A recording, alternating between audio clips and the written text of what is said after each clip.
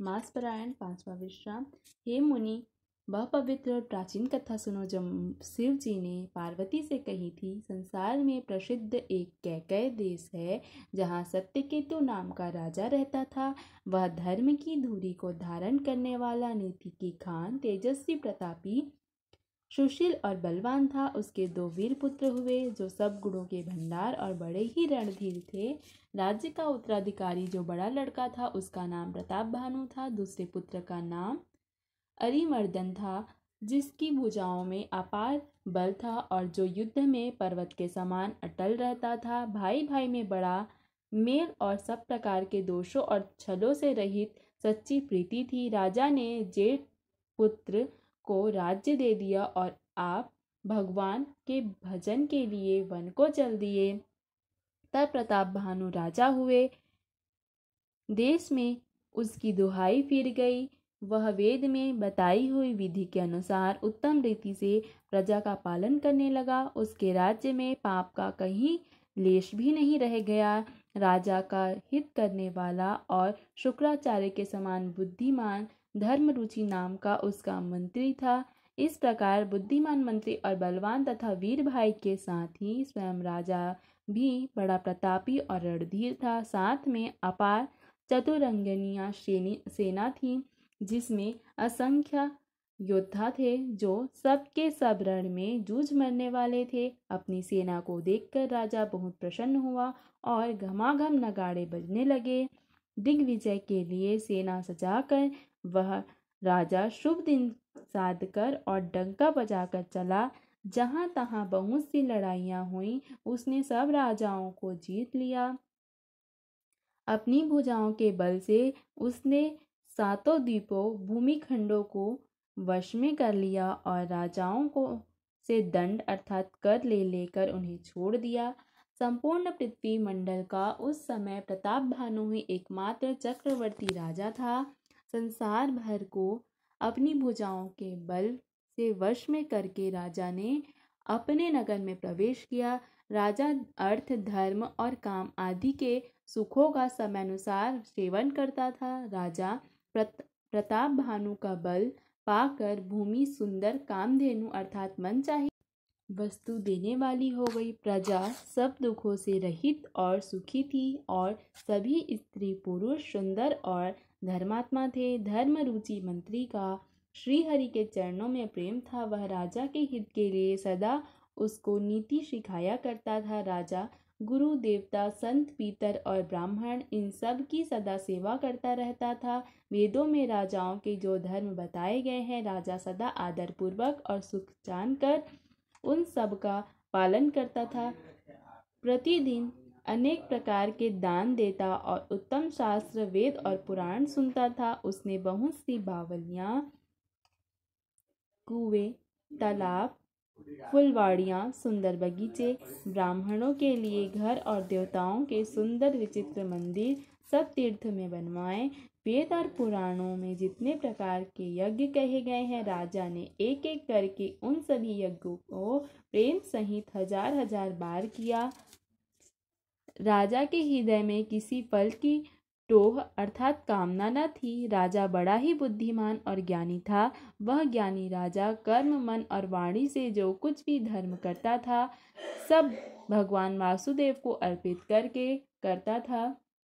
एक बार वह राजा एक अच्छे घोड़े पर सवार होकर शिकार का सब सामान सजाकर विंध्याचल के घने जंगल में गया और वहां उसने बहुत से उत्तम उत्तम हिरण मारे। राजा ने वन में फिरते हुए एक सूअर को देखा। दांतों के कारण वह ऐसा दिख पड़ता था मानो चंद्रमा को ग्रस कर राहु वन में आ छिपा हो। चंद्रमा बड़ा होने से उसके मुख में समाता नहीं है और जैसे क्रोधवश वह उसे उगलता नहीं है। यह तो सूअर के भयानक दांतों की शोभा कही गई। इधर उसका शरीर भी बहुत विशाल और मोटा था। घोड़े की आहट पाकर वह घुरघुराता हुआ कान उठाए चौकन्ना होकर देख रहा था। नील पर्वत के शिखर के समान विशाल अर्थात शरीर वाले उस सूअर को देखकर राजा घोड़े को चाबुक लगाकर तेजी से चलाकर और उसने सुअर को ललकारा कि अब तेरा बचाव नहीं हो सकता। अधिक शब्द करते हुए घोड़े को अपनी तरफ आता देखकर सुअर पवन वेग से भाग गया। राजा ने तुरंत ही बाण को धनुष पर चढ़ाया। सुअर बाण को देखते ही धरती में दुबक गया। राजा तक तक कर तीर चलाता है, परंतु सुअर छल करके शरीर को बचाता जाता है। वह पशु कभी प्रकट होता है और कभी छिपता हुआ भागा जाता था और राजा भी क्रोध के वश में उसके साथ पीछे पीछे चला जाता था। सुअर बहुत दूर ऐसे घने जंगल में चला गया था जहाँ हाथी घोड़े का निबाह गम नहीं था। राजा बिल्कुल अकेला था और वन में क्लेश भी बहुत था।